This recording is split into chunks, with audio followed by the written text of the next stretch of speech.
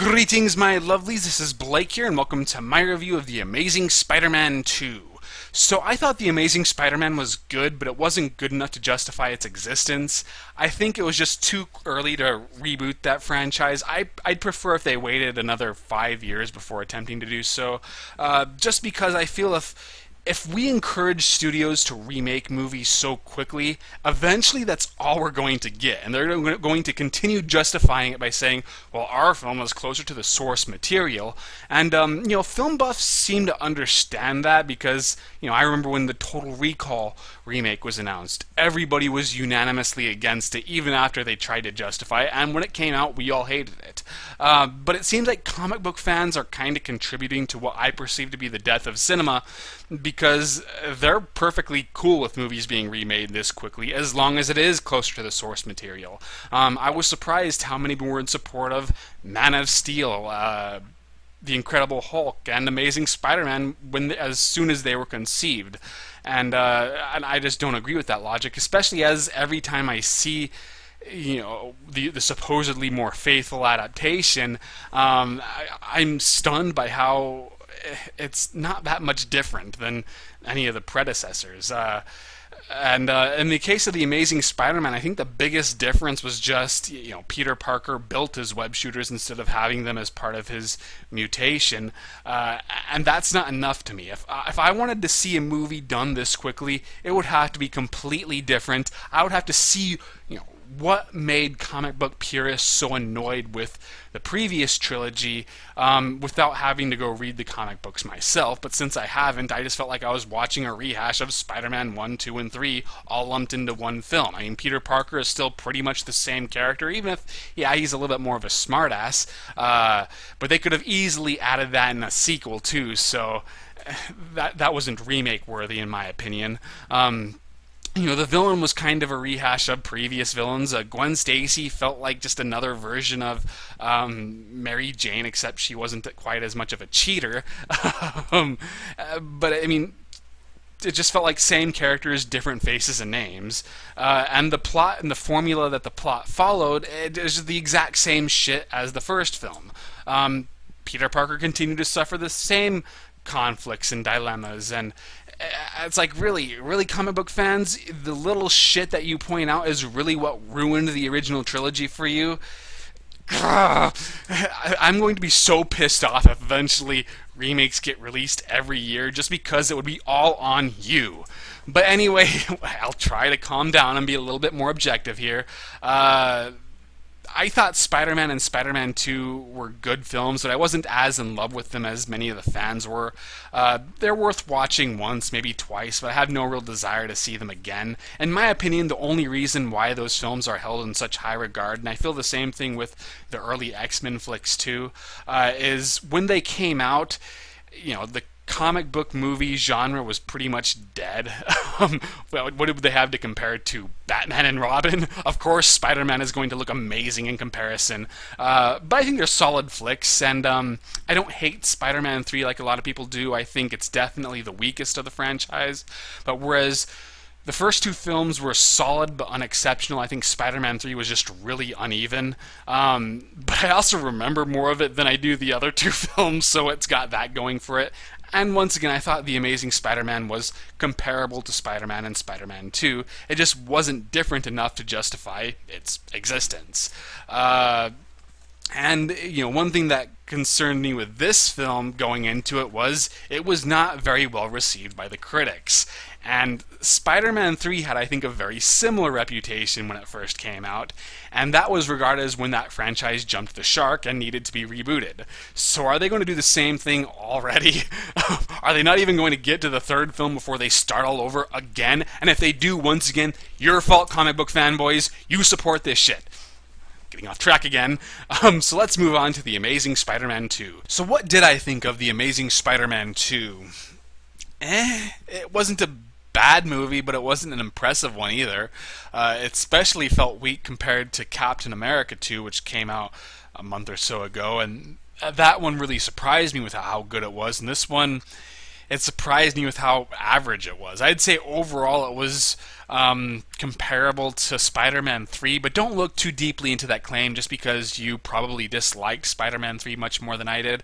I only make that comparison because I'm not really sure which one is the weakest of the franchise, while at the same time I have to concede that I didn't think either was terrible. It's certainly not, a Batman and Robin or even Batman Forever level of bad.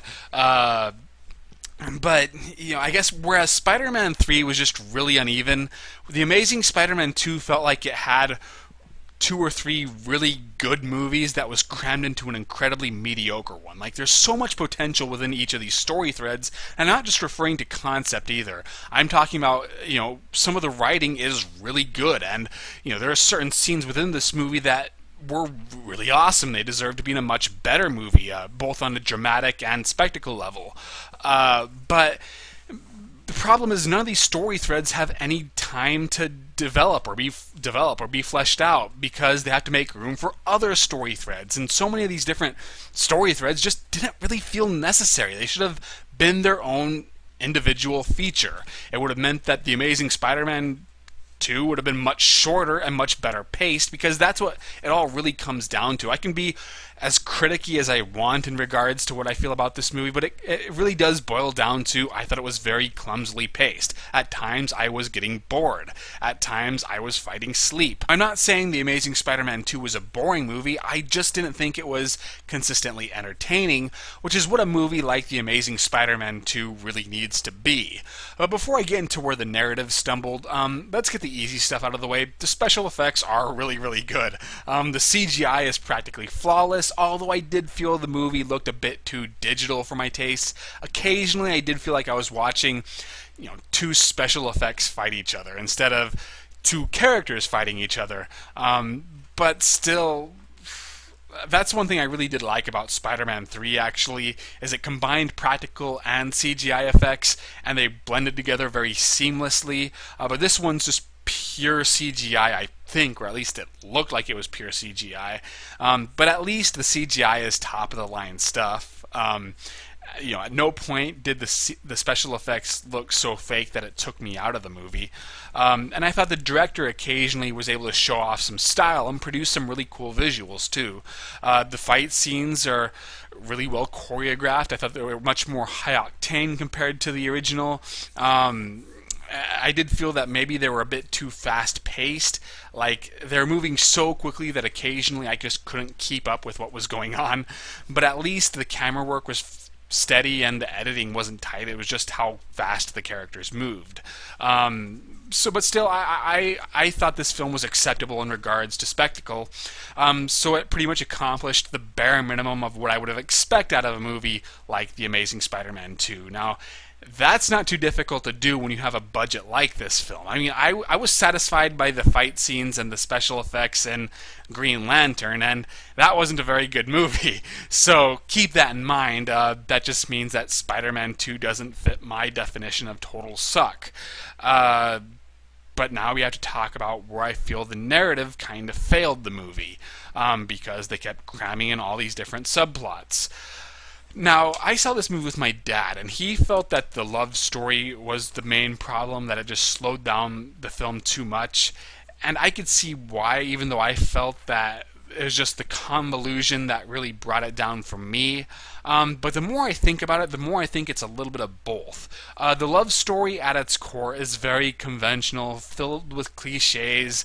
I don't like it whenever there's a movie where you spend the first film building up this romance and they finally get together, but then the second film they either break up early on or have broken up between both films, and they have to pretty much start all over. It just feels like a very lazy way to continue developing a relationship. This film unfortunately suffers from that. But I did feel the actors had a lot of chemistry. I enjoyed watching their interactions. I was surprised at how well Andrew Garfield and Emma Stone were able to carry scenes where the script let them down. In fact, I'm going to really say that one thing I really do like about this, both reboots, is Peter Parker is the character you're paying attention to the most. You're not paying attention to the villains, even though they might be more colorful, but Peter Parker has enough of a personality, enough internal conflicts that allows the actor to act, that he was always the person whom I paid attention to the most. And Emma Stone really makes the typical love interest role very charming. So I thought the love story in itself was well executed just because of the actors, but unfortunately it's a victim to everything else that's going on around it. Because the film can never achieve a flow because it's cramming in all these different subplots, it really does kill the pacing whenever they finally do shift back to this love story subplot, because it is such a contrast to the action scenes, to the developing story. It stops the movie dead in its tracks, and it's a shame because, as I said, I feel the love story in itself was fine. It's just because the film is just so cluttered that it becomes more noticeable whenever they do cut to the love story. So let's talk about each and every individual subplot and how where they succeed and where they fail and how they affect the overall narrative. Okay, so you have the mystery of Peter Parker's parents, how they died and why they died. The film actually starts off with their death scene, and I felt that was totally unnecessary. It added absolutely nothing to the overall plot. It just ate up more screen time, so I thought that was a mistake. But I thought it had a very weak payoff. Peter Parker solves that mystery around the halfway point of the movie, maybe a little bit later, but there was nothing about it that really surprised me. I felt like I already knew why they died and who was responsible for their deaths just from what little the first film had. So it's like it built up to something that I thought was incredibly predictable. But even worse, it's like after he solves that mystery, it never plays any other part within the rest of the story. The person who was responsible for their death is not around anymore, but he might become a prominent player in the third film. Jump cut! Sorry about that. My superpower is bad editing. Never try to film a vlog over the course of 2 days. Anyway, where was I? It seems to me that The Amazing Spider-Man 2 was more interested in setting up The Amazing Spider-Man 3 than it was in being The Amazing Spider-Man 2. So much time is dedicated to foreshadowing future conflicts and characters that it just took away from what was relevant now. What is the primary conflict? You have Spider-Man vs. Electro.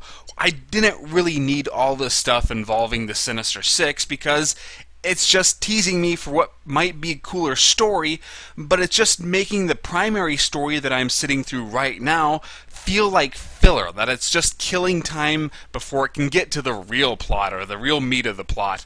And I just thought the whole thing with the Peter Parker's parents' deaths, that just almost seemed like it should have belonged in the third movie. It just threw away so much potential for drama. I mean, it would have been much more effective if Peter Parker solved that mystery in the same movie where he confronted their killer. Instead, it's just he solves the mystery and then goes back to the original story that has absolutely nothing to do with his parents' deaths.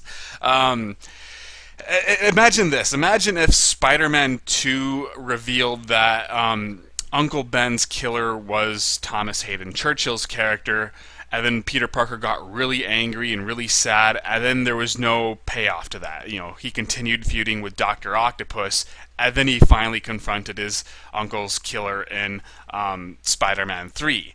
That would have totally ruined the narrative, and say what you will about the original trilogy, at least they never pulled any crap like that. So I think that whole bit should have been omitted or at least severely cut down. That was also a problem I had with the first Amazing Spider-Man, is I felt that that story thread was left too open-ended, but at least it didn't take up that much time. Whereas here it's the exact same shit except it takes up much more time. So that story thread I thought totally failed. Electro was successful at first, I liked the character, how he was set up. You really do feel bad for him, while at the same time you're kind of creeped out by him. And I thought Jamie Foxx did a pretty good job at conveying that. So you're not really sure where that character is going to go. Is he going to be a sympathetic villain or a real detestable villain? And then once he gets his powers, I do like that he continues being a character. He's scared, he's confused, he's panicking, and when he gets angry, you could think, okay, yeah, that is what this character will do. I can now buy this character's descent into villainy. But it seemed like it reached a point where he starts becoming more of a prop than an actual character. Even though Harry Osborn had quite a bit of screen time before he became the main villain, it was always as a protagonist. But then it seemed like as Harry Osborn started to become more of a villain, the film suddenly shifted gears and focused more on him than Electro. Even though Harry Osborn's character you can't really take that seriously. And I felt that Electro should have been the primary focus throughout the entire film. If they wanted to make the Green Goblin, or if they wanted to set up that character, they should have maybe done so in the third movie. So I thought that was a lot of wasted potential too. And it's not that, I was guessing based on the trailers that Electro would be working for Harry Osborn. That's not the case. Electro, even though they do their plans coincide with each other, it's only for about 5 minutes, then they're back doing their own things. But it just seemed like they reached a point where Electro stopped developing and he became more just a villain to provide action scenes and nothing more. As for the Green Goblin, I really did hate this subplot. Well, it's hard to say because they're cramming. It's pretty much a lot of what you got in the original trilogy of Spider-Man movies, but at least in that trilogy they fleshed out this character and his crumbling relationship with Peter and his descent into villainy, for 3 films. I thought that moved very organically, whereas this you're trying to have that same kind of development, but it's over the course of 1 film. I thought the actor did good when he was just playing normal Harry Osborn. He was really smug, but he did have a charismatic and likable side, and he had, I thought, decent chemistry with Andrew Garfield. It's the same guy from Chronicle, which I thought was cool, but you'd think that once he started to go crazy, that this actor would nail it. I just thought it was way too over the top and cheesy, and once he becomes the Green Goblin, I just thought that was some horrible ass makeup.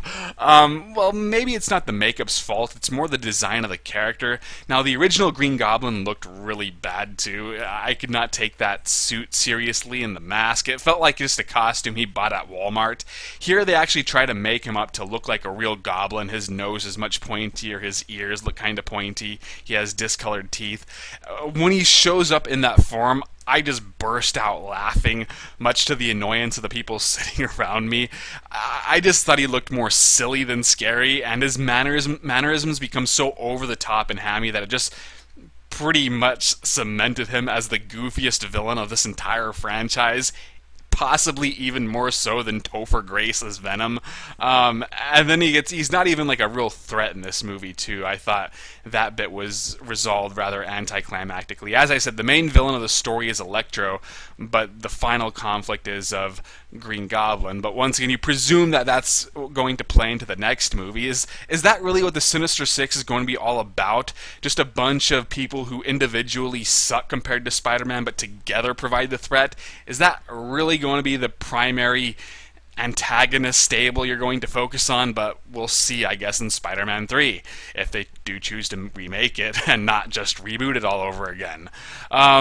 So, I mean, like, the thing is, there was a lot with the Green Goblin character that, once again, I saw the potential. I liked the many possibilities that came with it. For example, the whole bit where, he needs Spider-Man's blood, but that could easily kill him. That provided, I thought, a relatively moving conflict, and if they had fleshed that out more, it would have meant so much more to me. But instead, because of all these different story threads going on at the same time, just none of them had the right amount of room to develop, so I didn't really care a whole lot about any of them.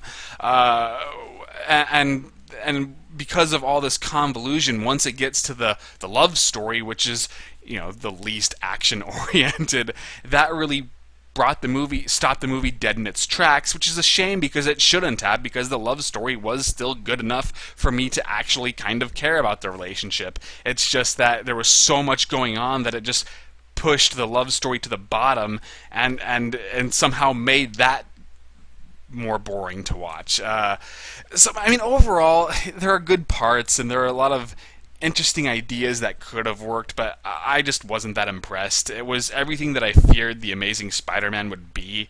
In a lot of ways, like, you know, Spider-Man 3 may have also had a lot of villains, too many subplots, but I always felt with that movie it was more about Peter's descent into darkness and all these different characters, and they just kind of represented parts of that descent, but in this movie you don't quite get that same impression, or if that was the intent, it just wasn't executed as well, which, yes, that means that Spider-Man 3 did something a lot better than The Amazing Spider-Man 2, but I do still think it's worth watching if you liked The Amazing Spider-Man.